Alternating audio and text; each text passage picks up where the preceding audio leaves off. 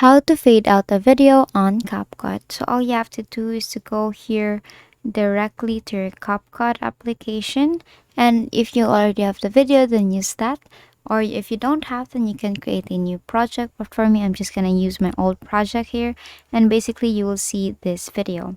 Now since we want to fade out a video on CapCut, what you're gonna do is, let's just set a fade in first of the video. So you click the video here up until you see the white here.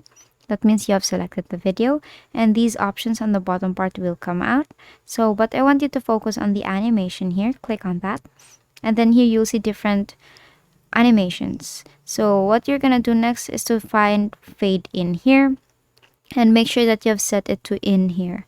You'll see in, out, and then combo. You tap on in, and then you can actually adjust the duration for the fade in to occur. So if you want to do it like that, you can actually adjust. If you want to fade it in up until, let's say, 11 seconds here, it will look like that. Let's just set it to 4 seconds. And then if you're satisfied with that, on the bottom right, you'll see the plus sign. Click on that.